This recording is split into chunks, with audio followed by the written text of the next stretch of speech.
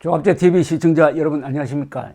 2020년 1월 5일 밤 6시 30분입니다.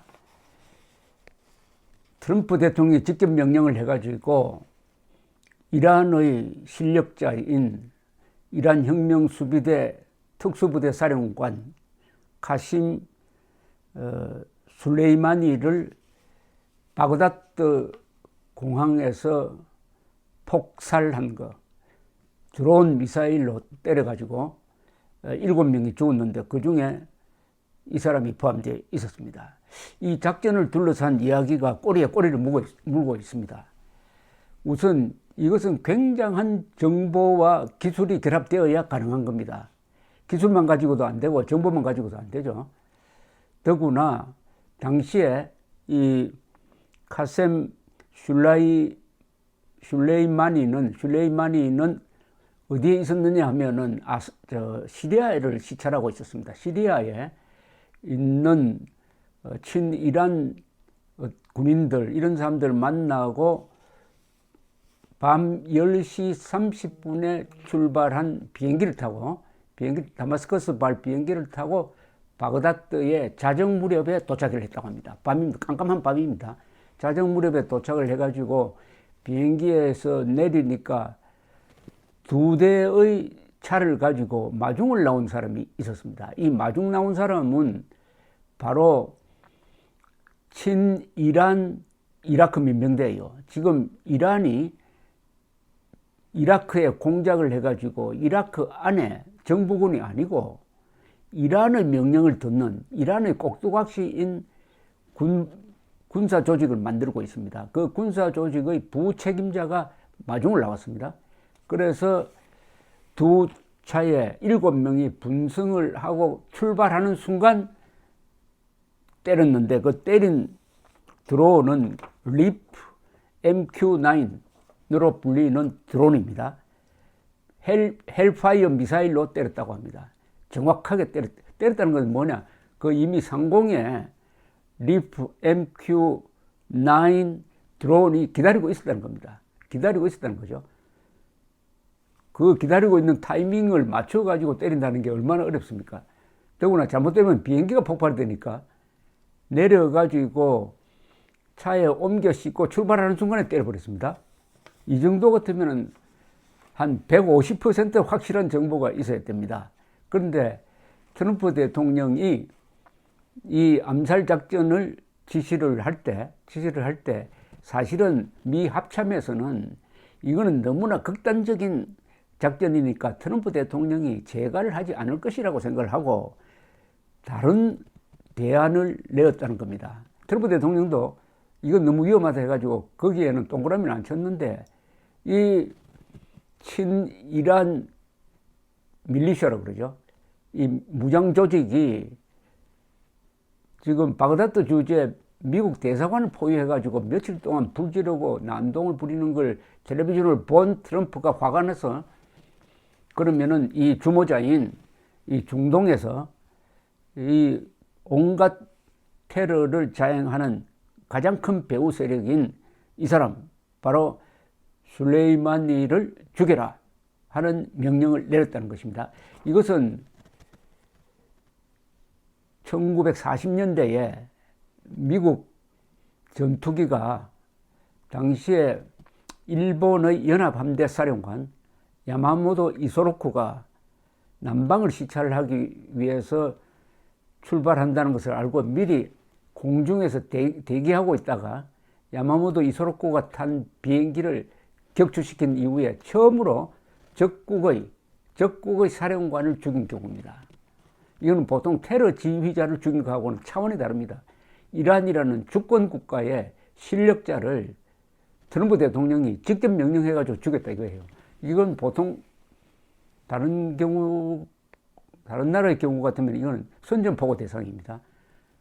그러니까 굉장한 앞으로 후폭풍이 예상이 됩니다. 벌써 미국의 유명한 82 공수사단이죠. 공수사단의 병력 3,500명이 오늘 긴급 중동으로 출발했다고 합니다.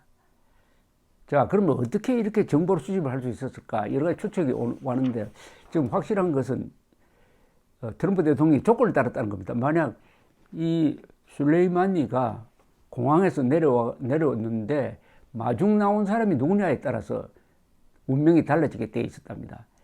마중 나온 사람이 이라크의 정부 요인일 경우에는 이걸 때리면 안 된다. 이라크 사람들까지도 죽여가지고 연루가 된다. 이라크 정부 요인이면 안 된다. 그런데 마중 나온 사람이 이라크 정규군이 아니고 멋대로 사병 조직을 만든 이란에 충성하는 그 부대의 책임자, 부책임자가 나왔다는 것을 파악을 하고 때렸다는 겁니다. 그러면 정보가 어느 정도 구체적이라 해야 되겠습니까? 거기 오는 사람 얼굴 인식을 했는지 뭐 어쨌든 오는 사람이 누군지까지도 정확하게 마중 나온 사람이 그 실시간으로 누군지까지도 정확하게 알았다는 거죠.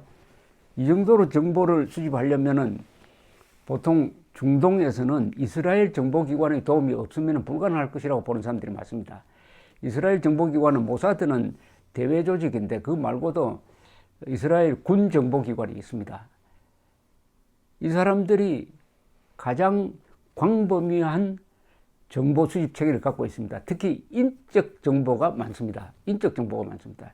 지금 술레이마니가 이렇게 바깥으로 막 돌아다니면서 여러 나라에 가서 지금 시리아, 레바논, 예멘, 이라크의 내전을 부추기고 이렇게 하고 있지만은 이 이란 혁명 수비대 안에 이스라엘의 정보 요원이 들어가 있는 게 확실합니다.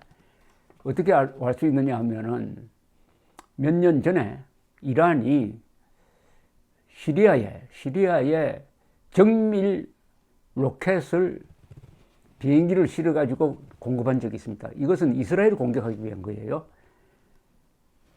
딱 비행기로 실어다 놓고 로켓을 내리자마자 30분 뒤에 이스라엘이 공격을 해가지고 부숴버리고 말았습니다. 30분 만에. 자, 이스라엘이 관여했을 것이라는 느낌을 주는 것은 네타냐후 수상의 동향입니다. 이분이 그리스를 방문하다가 갑자기 나머지 일정을 취소하고 돌아와 버렸습니다. 왜 그랬을까요? 이와 관련해가지고 이란의 어떤 보복 공격이 있을 수가 있다. 즉, 이스라엘이 협력했다. 정보를 제공했다. 이렇게 되면은 이 대책이 필요하니까 돌아온 것이 아니냐. 이렇게 보입니다.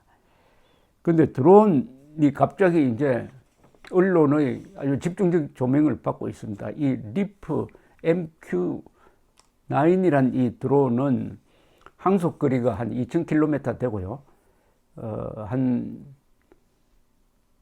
상당히 고고도를 날 수가 있고, 그 다음에 이 드론 4대가 하나의 짝이 돼서 움직이는데 이 4대가 한 시스템입니다. 그 경비가 한 $60,000,000 든다고 합니다. 이 한 세트로서 4대. 지금 미군은 90세대를 가지고 있습니다. 이런 것을 움직일 때는 공군이 물론 움직이지만 미국 CIA와 긴밀한 협조를 합니다. 왜냐하면 정보는 CIA가 가지고 있으니까요. CIA가 공군에 제공하는 정보와 결합이 돼가지고 정밀 공격을 할 수가 있습니다. 빈 라덴을 잡을 때도 최종적인 정보 판단은 공격할 거냐 말 거냐 하는 판단은 미국 CIA가 했습니다. 이번에도 CIA가 그런 두뇌 역할을 했을 것이 틀림이 없습니다. 그런데 구체적으로 이 드론을 조종하는 것은 그걸 어디서 조종하느냐? 드론은 지금 바그다드 주변에 있는 것이 아니고 쿠웨이트 그 주변에 있는 미군 기지에서 드론을 운영을 합니다. 드론은 가까이 있는 미군 기지에 있지만 드론을 조종하는 사람은 미국에 있습니다. 네바다라고 합니다. 네바다에 있는 통제실에서 드론을 띄워가지고 드론 조종사는 이제 무인이니까 지상에 있는 조종사죠. 그 드론을 조종하는 겁니다. 파이로트라고 합니다. 조종해가지고 모든 정보를 이제 종합을 해가지고 이걸 때릴 거냐 말 거냐 이 보타를 누르는 것은 네바다에서 네바다 같으면 얼마나 멀리 떨어져 있습니까? 라스베가스가 네바다 아닙니까? 레이노라는 도박 도시도 네바다고, 네바다에 있는 상황실에서 드론을 조종해가지고 보탄을 탁 눌렀다는 거죠. 이게 한반도에서 적용이 된다면은 만약 김정은이가 핵실험을 한다든지 장거리 미사일 또 도발을 할 경우에 트럼프 대통령이 백악관에서 리얼타임에 김정은을 죽이는 드론 공격을 지시하고 현황을 볼 수 있다는 겁니다. 물론 트럼프 대통령이 직접 조종은 하지 않겠지만은 다 현장 상황이 리얼타임에 동영상을 통해서 공유가 되니까 사실은 트럼프가 백악관에서 김정은을 죽일 수 있다는 이야기도 됩니다. 김정은을 죽일 수 있다는 이야기도 되죠. 그래서 이 드론이 가공할 지금 전력으로 되어가지고, 특히 이 드론은 정밀 폭격이니까 뭐 보병부대 공격하는 이런 것보다는 요인들, 알카이다 요인이라든지 뭐 IS라든지 이런, 이번 경우에는 이란 혁명 수비대라든지 그 요인들을 잡는데 이게 주안점을 두고 있습니다. 그러니까 김정은 같은 사람을 잡는데 잡기 위해서 개발된 무기라고 보면 틀림없습니다. 물론 이게 성공하려면은 정밀한 정보가 있어야 됩니다. 정확한 정보와 정밀한 기술이 결합되어서 먼 데서, 그러니까 저 수천 킬로미터 떨어진 데서 조종을, 컴퓨터 화면으로 조종을 해가면서 딱 타겟 안에 들어오면 딱 눌러버리면은 끝난다. 평양에 있는 김정은을 워싱턴에 있는 트럼프가 죽일 수도 있다. 이게 드론의 공포입니다. 감사합니다.